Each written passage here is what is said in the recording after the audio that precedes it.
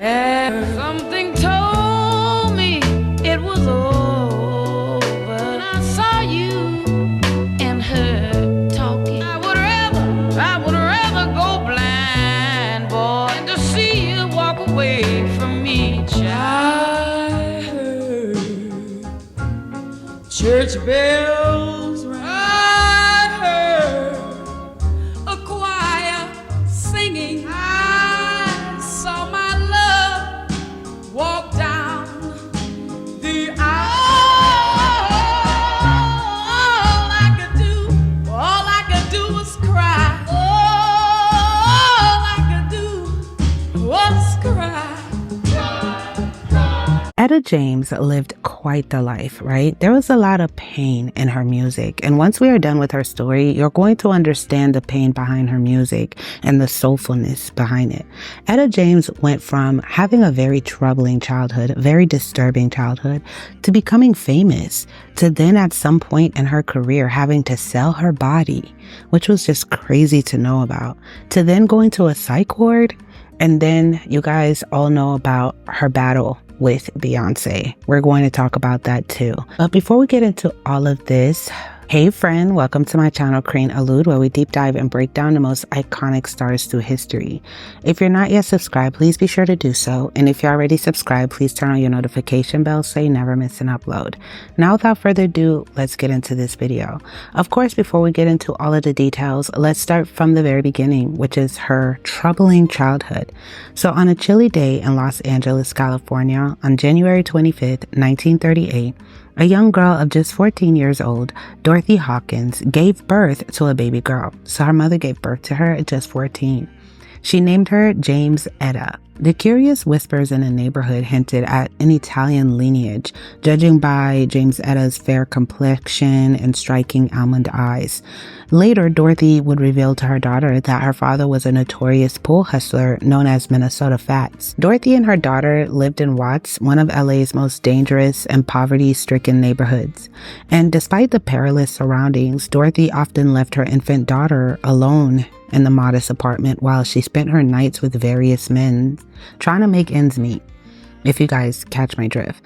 This reckless behavior couldn't go unnoticed for long, and eventually social services intervened. James Etta was taken from her mother and shuffled between foster homes.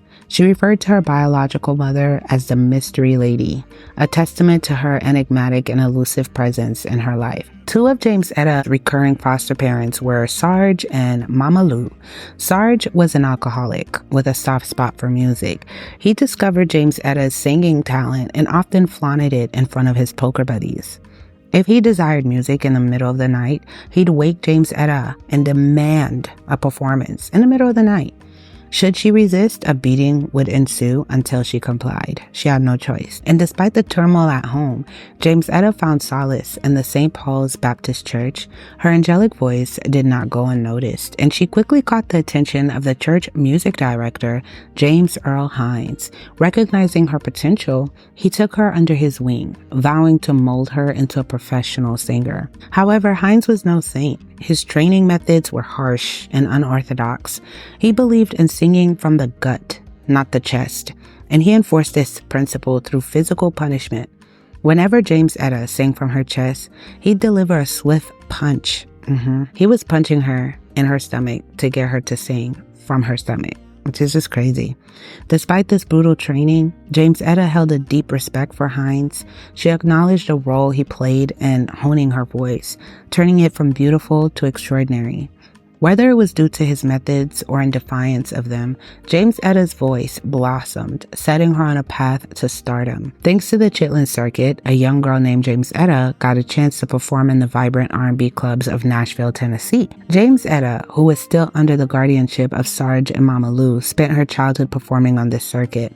Her life was anything but ordinary for a 12-year-old, as she found herself working in clubs and bars at just 12 years old. This unconventional upbringing was made possible by her guardians, especially Mama Lou.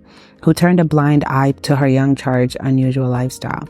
However, in 1950, tragedy struck when Mama Lou passed away. Out of nowhere, James Etta's biological mother, Dorothy, appeared. She had moved to the Fillmore district in San Francisco, California, along with many other African Americans, causing unease among the white residents.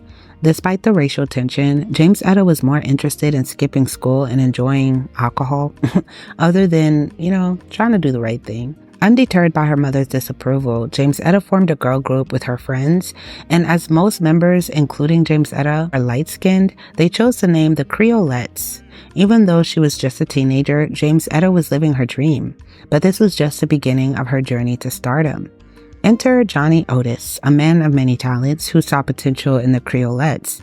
He decided to transform them into stars, starting with a change in their name. He thought the Creolettes was too obvious and suggested Peaches as an alternative. The new name was a hit, and modern records signed them up. But Johnny Otis had one more change in mind. He felt that James Etta was too much of a mouthful. His solution was straightforward, yet ingenious. Simply reverse the two parts of her name and add a space between them.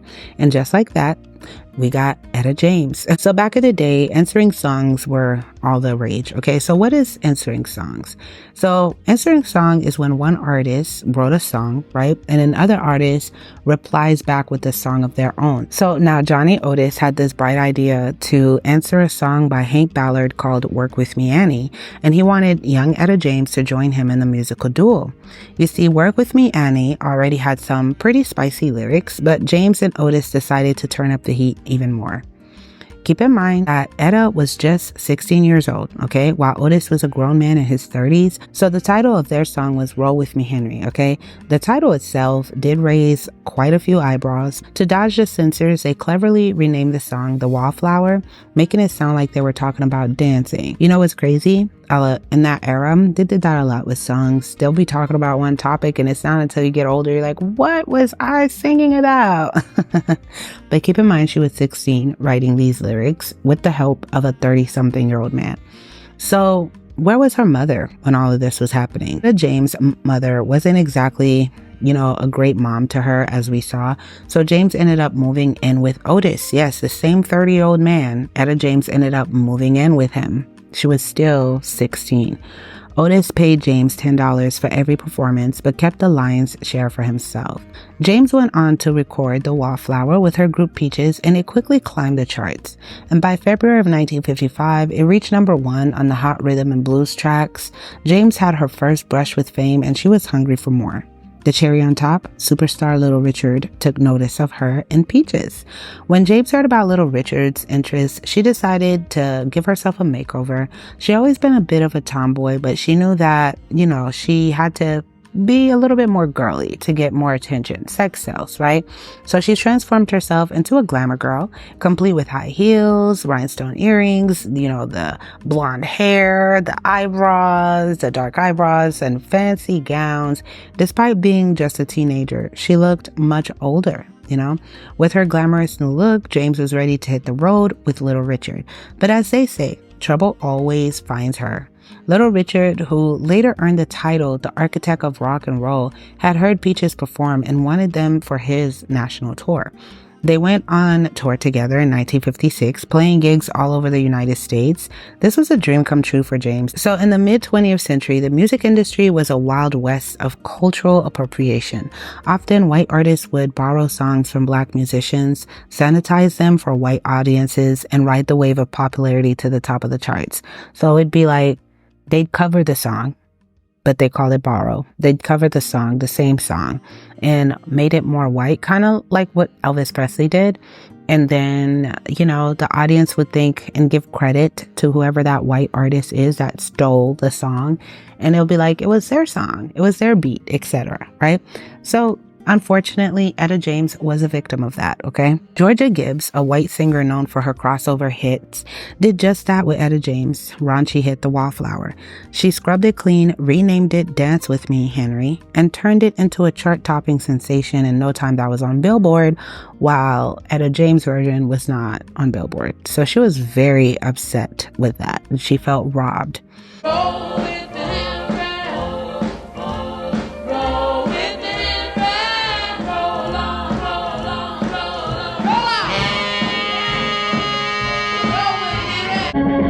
Say, baby, what do I have to do? I quit my Henry Any old time. Don't do my Henry. You gotta dance while the music goes down. Roll on, roll on, roll on. To say that James was livid was an understatement. She felt robbed, her hard work and creativity stolen and repackaged for a white audience. But this was the reality of the time. Undeterred, James parted ways with her group, Peaches, and went on to have a solo career. Her first solo release, Good Rockin' Daddy, was a hit. However, subsequent success proved elusive, leading James to question her decision to go solo. In a daring move, she left Modern Records, her initial label, and signed with Chess Records. As it turned out, it was a gamble that paid off handsomely. While at Chess Records, James turned out a string of hits and also found love. During her tour with Little Richard, she occasionally performed alongside the Moonglows, a doo-wop group founded by Harvey Fuqua. Fuqua and James' duets were a hit, and soon they became more than just singing partners. Their palpable chemistry translated into a romantic relationship, marking James' first serious boyfriend. However, Bobby Murray, who toured with James for over 20 years, had a different version of James' romantic history. According to him, when James was just 16, she dated the blues legend B.B. King, who was then 29 years old. This wasn't just idle gossip, as King's single Sweet 16, he made a whole song called Sweet 16, released a few years later, had James convinced that it was about her. So it was like that secret in Hollywood that everyone knew. They were saying that she came into the industry pretty young. They were kind of like using her up, if you catch my drift. While in the company of B.B. King, James crossed paths with a future icon Elvis Presley. The 19-year-old Presley, a big fan of B.B. King, left a lasting impression on Etta James also with his talent and good manners. Eventually, she performed with the future king of rock and roll just outside Memphis, Tennessee. After 2 successful duets with Fuqua, James decided to go solo again. She released All I Could Do Was Cry in 1960, which reached a number 2 spot on the R&B charts. Leonard Chess, the founder of Chess Records, saw potential in James. He believed she could transition from R&B to pop and thought introducing string instruments into her music would facilitate this transition. The resulting single, My Dearest Darling, peaked at number 5 on the charts. James' debut album, At Last, didn't initially meet Chess Records' expectations. However, over time, critics recognized its significance. AllMusic rated it 5 out of 5 stars. The album also featured what is now considered James' signature song, At Last. Despite her success, James was far from wealthy. Chess Records, her label for 14 years, manipulated her financially, paying her a meager $10,000 during her entire stay with them. Instead of compensating their artists fairly, Chess Records had a notorious practice of gifting them Cadillacs, a fact memorialized in the title of the 2008 film Cadillac Records. Most of James' income came from her live performances, not her record sales. This harsh reality underscores the exploitation Black artists often faced in the music industry during that era, and still today. Etta James, a soulful diva with a golden voice, continued to enchant audiences with her powerful performances throughout the 1960s. She expanded her musical range by incorporating gospel sounds into her repertoire. However, beneath the bright stage lights and adoring fans, James was living through a dark chapter of her life. Like many artists of her era, she was caught in the deadly grip of substance addiction. Her habit was not only destructive, but also very expensive. The money she earned from her music was spent faster than it came in, all to feed her insatiable cravings. As her dependency intensified, James sank to unimaginable depths. She was willing to do whatever it took to get her fix, even if it meant compromising her dignity and integrity. A shocking moment in her career came when she no longer felt she needed to conceal her addiction. At one concert, spectators were taken aback when they saw bandages wrapped around her arms. The implication was clear. These bandages were concealing the physical scars left by her relentless, injections. It seemed that James had reached a point where she was indifferent to the world, knowing her deepest, darkest secrets. Her dependency led her down a path filled with regrettable actions. She stooped to stealing money from friends, forging prescriptions, and even selling her body. In 1966, her unlawful activities caught the attention of law enforcement, and she was slapped with a probation sentence. She was fined $500 for writing a bad check, but her disregard for her probation led to a brief stint in prison. In the midst of these tumultuous times, James found a creative outlet: disco music. She recorded her first disco song in the basement before journeying to Alabama. There she recorded the soulful Tell Mama and its B-side, I'd Rather Go Blind. So she met this guy named Foster Danto, who was also an inmate, and in 1968 it marked a significant year for James and Foster. They welcomed the son Danto. The societal norms of that era were rigid and unforgiving. When authorities discovered that James, an unmarried woman, was sharing a hotel room with Foster, they arrested her. Such behavior was deemed illegal, and James found herself facing legal repercussions once again. So if you were sharing a hotel with a man, it had to be your husband, okay? In 1969, James checked into rehab to combat her addiction. There, she encountered Artis Mills, another individual battling the scourge of substances. Despite his struggles, Mills emerged as a beacon of hope for James and her son, Danto. Mills willingly stepped into the role of a father figure for Danto, despite not being his biological father. The 1970s promised a fresh start, yet the same old problems kept coming back. Despite the chaos swirling around her, James somehow managed to keep her music career afloat. In 1973, law enforcement officers arrested her and her husband, Artis Mills, on substance possession. The following year, she found herself confined within the sterile walls of a drug treatment facility, where doctors attempted to cure her addiction with methadone. However, this cure turned into another addiction, adding another layer to her ongoing struggles. While James was battling her demons, Mills was fighting his own battles. His involvement with James landed him a harsh 10-year prison sentence. Their marriage, it seemed, was proving to be more of a curse than a blessing for him. And amidst this turmoil, James found herself at Tarzana Psychiatric Hospital. She spent a grueling 17 months there. Surrounded mostly by white youngsters, James took a decade-long hiatus from recording to focus on her fight against addiction. With her husband still behind bars, James found solace in the arms of Sam Dennis. Can you imagine doing 10 years for someone and then they cheat on you while you're doing serving time for them? An ex-user turned therapist is who she found her arms in. Dennis proved to be a steady rock in the tumultuous sea of her life. Their relationship resulted in the birth of their son, Samedo, in 1976. By the late 1980s, James seemed to have finally tamed her personal demons. She was ready to return to the recording studio after nearly a decade. She signed with Island Records and released 7 Year Itch in 1988, a nod to her lengthy hiatus from the music industry. 2 years later, she dropped another album, Sticking to My Guns, marking a triumphant comeback. And in 1993, despite her roots in R&B, James was inducted into the Rock and Roll Hall of Fame. In 1993, Etta James took a bold step away from her roots into rock, soul, and R&B and ventured into the sophisticated world of jazz. She signed with Private Music Records to produce an album dedicated to the legendary Billie Holiday, titled Mystery Lady: Songs of Billie Holiday. In 2009, pop superstar Beyonce was given the honor of performing at the inaugural ball of America's first Black president, Barack Obama. Having recently portrayed Etta James in the movie Cadillac Records, Beyonce chose to sing James' iconic song At Last. However, when James heard about this, she didn't react kindly. Never one to mince her words, she publicly voiced her displeasure in a fiery rant, threatening to harm Beyonce and declaring that Obama was not her president. James' son later attributed his mother's outburst to drug-induced dementia. Beyonce, who had earlier claimed that James was pleased with her rendition of At Last for the film, was taken aback by the sudden change in James' attitude.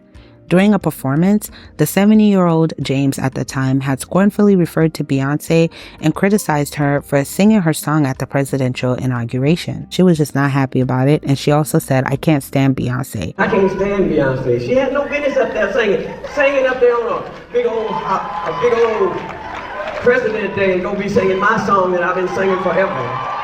Beyonce plays Etta in the upcoming Cadillac Records and has been popping up at various events singing her song At Last. But it seems it was one time too many for Etta. She's not impressed Beyonce performed the number for President Obama's first dance after his inauguration. At the Cadillac Records premiere, Beyonce described the legend as her hero and told reporters Etta loved her rendition of what has become her calling card. But it seems Etta's no longer feeling the love and wants her song back. A lot of people was dragging Etta James for this, but understand that they didn't invite her. They wanted the song At Last to be played for them to dance. That was a song they said that President Obama requested. But instead of having Etta James come and sing it, and she's still alive, a living legend, they wanted Beyonce. And I understand, because Beyonce and for this current generation is the biggest star that we have. So they wanted the legacy to be more impactful. But for Etta James, it was like disrespectful. And I can understand her frustration. Can you guys understand her frustration? Even a little bit? Yeah, but Beyonce was very confused because she was very proud of Beyonce's role in caII Records. Beyonce played her and she was proud of it. They were very friendly. And then for you to come out and say, oh, I can't stand you and stuff, Beyonce was very shook. Like, hold on, what happened? And maybe, I don't know, should Beyonce have given her a heads up? Hey, they asked me to sing this song. I'm going to sing it, you know, for you. Or maybe Beyonce felt like it was okay to sing it since she played Etta James in a movie role already. So in January 2010, James was admitted to the hospital for an infection. It was then that her son revealed the devastating news that she was suffering from dementia. The following year, her health deteriorated further when she was diagnosed with leukemia. James passed away on January 20th, 2012, just 5 days before her 74th birthday. Her funeral, held 8 days later, was a grand affair. Musicians like Stevie Wonder and Christina Aguilera, she loved Christina Aguilera, and Christina Aguilera loved her too. Beyonce did seem to keep her distance. James was laid to rest in the Inglewood Park Cemetery in Los Angeles, leaving behind a legacy as one of the greatest voices of her century. Comment below your thoughts. She just lived a wild life, you know, but she has such an iconic voice. She's a very powerful singer, right? But what got her voice to that point was just scary, troubling. But comment below your thoughts. I love you guys so much. Comment below who else would you guys like me to do a video for. And if you like the music you're listening to, the link is in the description. Until next time.